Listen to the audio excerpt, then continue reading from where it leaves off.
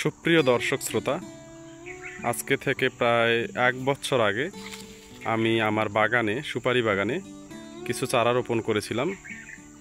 তো সেই চারাগুলো দেখুন, আজকে প্রায় 1 বছর অতিবাহিত হওয়ার পর কতটা সুন্দর হয়েছে। এবং লম্বায় কিছু কিছু চারা 10 থেকে 12 ফিট হয়েছে। গোড়াটাও দেখতে পাচ্ছেন আপনারা কতটা মোটা হয়েছে। 1 বছরে একটা রেডিক্যাল চেঞ্জ দেখতে পাচ্ছি, যেটা দেখে আমি বিমোহিত। আমি সার হিসাবে খুব বেশি একটা সার ব্যবহার করিনি, জৈব সার ব্যবহার করেছি বেশি। এছাড়াও ডেপ, পটাশ এবং সামান্য কিছু অনুখাদ্য ব্যবহার করেছিলাম।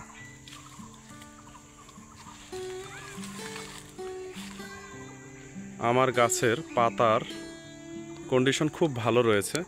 এখন শীতকাল, তাই কন্ডিশন একটু খারাপ হবে, ছত্রাকের একটু আক্রমণ হবে, কিন্তু শীতকাল অনুযায়ী তেমন আক্রমণ হয়নি। এর কারণ হিসেবে আমি মনে করতেছি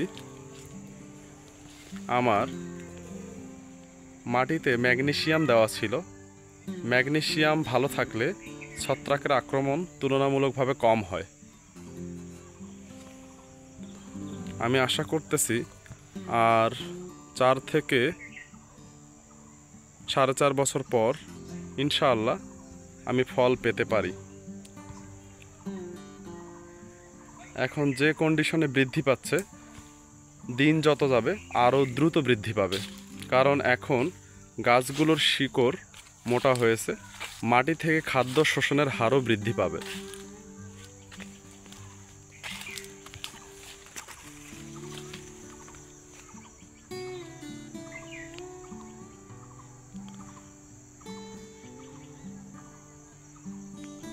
দেখতেই পাচ্ছেন কিছু কিছু চারা অনেকটাই ছোট রয়েছে। এর কারণ এই চারাগুলো হয়তোবা প্রপার নিউট্রিশন পায়নি, কিংবা কিছু কিছু চারা তো জন্মগতভাবেই একটু হুষ্টপুষ্ট হয়ে থাকে। সেই ধরনের চারাগুলো কিন্তু অনেক বড় হয়েছে। এই যে এখানে একটা গাছ দেখতে পাচ্ছেন, এই গাছটা কিন্তু অনেক মোটা হয়েছে। এই গাছটা বেশি লম্বা না। সুপারি গাছ খুব লম্বা হওয়ার চেয়ে যেটা প্রয়োজনীয় সেটা হচ্ছে মোটা হওয়া।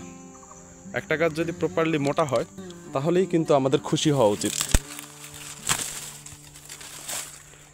কিন্তু আমরা উল্টো কাজ করি, গাছ লম্বা হলে খুশি হই।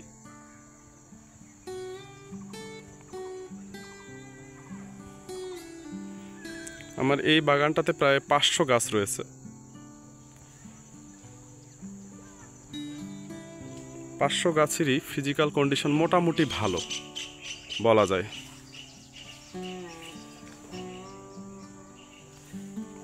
এই বাগানটাতে আমি গরু ছেড়ে দেই।